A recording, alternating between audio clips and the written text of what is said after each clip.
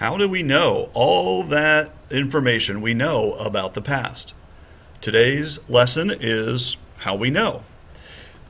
We know a lot about American history. We know a lot about world history. We know a lot about people and how they lived at one time.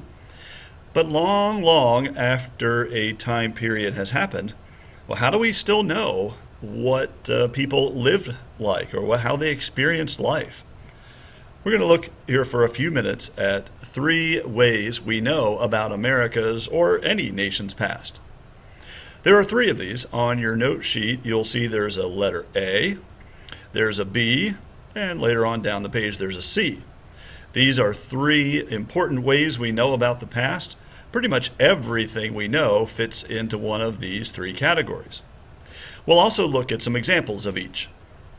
So here we go. Letter A.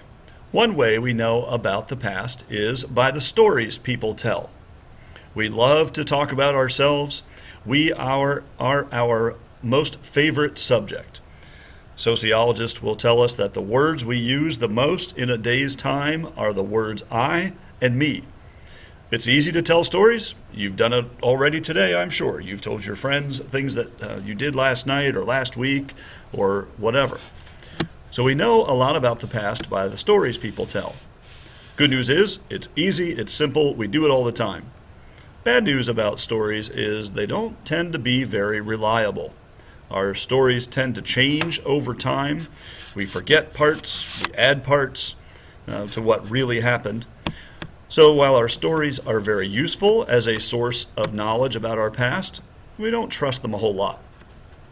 A second, more reliable way we know about the past are by the documents people use.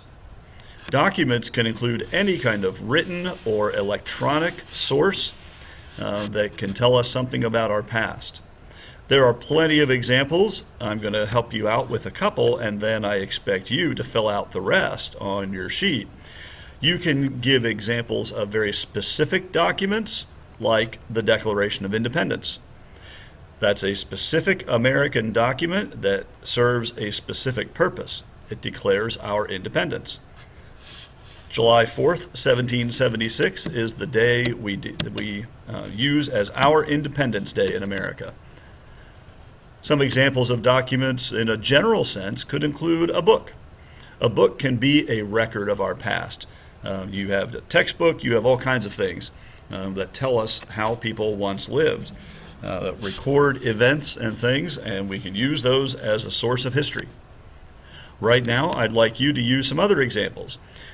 You can think about these things. Look around the room you're in. What are some other examples of written or electronic documents that we can use to know about our past? They could be general things like a book, could be specific things like the Declaration of Independence, could be something that's personally about you. There are probably more documents out there about you than you recognize. So pause the video right now for a couple of minutes until you can come up with several more ideas of documents people use to know something about the past. When you're ready, go ahead and restart the video.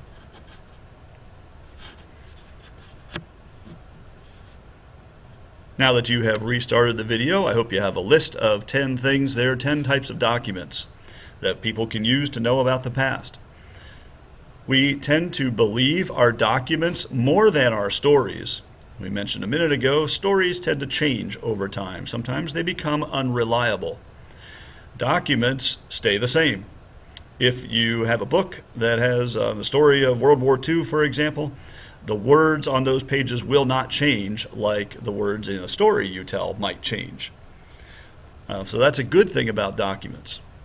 Maybe if there's a negative about documents as a source of history, well, if that book or newspaper or internet site was wrong when it was first published and it's not updated, it's still wrong. If the words may not change, but you have to be sure the words are accurate. And so there's a negative of documents as a source of history. A third source for our purposes are the artifacts that people or cultures leave behind. Some cultures don't have a written language. Early Native Americans in what is now the United States, for example, may not have had a written language, and so they can't leave documents. Artifacts may be the only thing we have to know about a certain culture. Here's a definition of the word artifact. An artifact is any kind of man-made item. It can be just about anything that's made by human beings. So we would consider any kind of object an artifact. Even, I suppose, documents. Most documents could also be considered artifacts. But for our purposes, we're going to have documents be its own category and artifacts be something separate. So what are some examples of artifacts? Well, I'll give you one, and in a minute you'll come up with 5 more. But a railroad lantern, for example, may be a document. Here's my example. This is an artifact that's in the room at school, where this artifact is a lantern that would have been used on a railroad at one time. This would be something that has some kind of fuel in here, has a long wick that runs up to the top, and you would light it. And it would burn very brightly. This might be a way to signal a train or an engineer, maybe a signal of danger ahead on the track, maybe be an example of something that would notify the engineer that they are to stop at the next station, that kind of thing. So there's an example of an artifact. Maybe another example of an artifact would be, oops, that's the same one.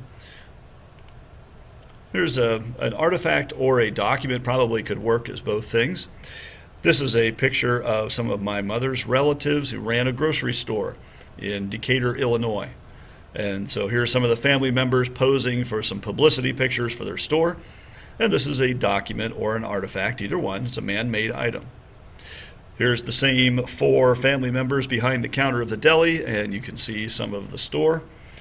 Here's a third picture of the same location, where again some of the family members are posing as customers in the store, and you can see all of the different products on the shelves, and you see the deli and see some advertising.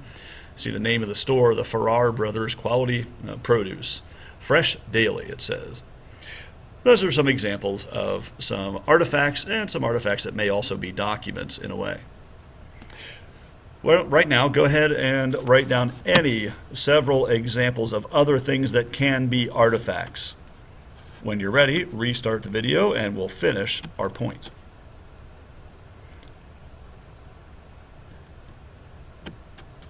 Now that you've restarted the video, in class or maybe in Colt period, we'll work with some artifacts and analyze our results. We're also going to have every student in 8th grade American Cultures bring to school an artifact about you. There are a lot of different artifacts that can tell part of your story. And so we want to learn about each other a little bit by our things.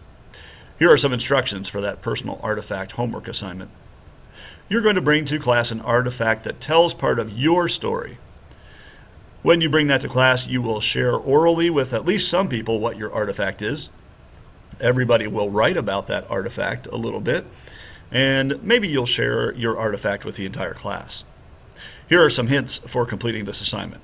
First of all, just keep in mind your artifact has to be a man-made object that will help us understand you a little better.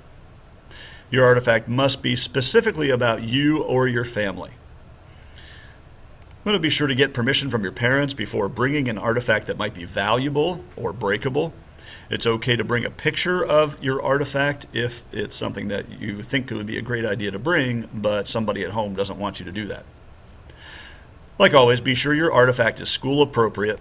Even if hunting or Civil War reenacting or something is very important, we're not to bring any weapons to school. Please don't bring anything that's not normally allowed in school, such as live animals or things like this. A live animal is not an artifact because it's not man-made, so just be sure that doesn't come to school. We also want to make sure we don't bring items that encourage illegal or destructive behavior, even if, well, great-grandpa whoever was quite a drinker. Please don't bring items that would encourage use of alcohol, tobacco, drugs, things like that. You want to make sure your artifact can come to school on the bus or however you normally get here.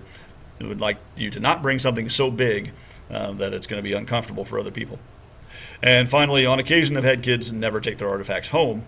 This may be something your family wants back, so you want to be sure to take your artifact home with you. So you're going to tell us about your artifact. You're going to show us your artifact. If you think that might sound a little bit like show and tell in elementary school, well, it kind of is. So we're going to be doing an artifact that will tell us a little bit about your story as a way of showing how artifacts help us know about the past. Overall, we know there are three big picture ways we know about the past: by the stories people tell, by the documents people use, and by the artifacts that people or cultures leave behind.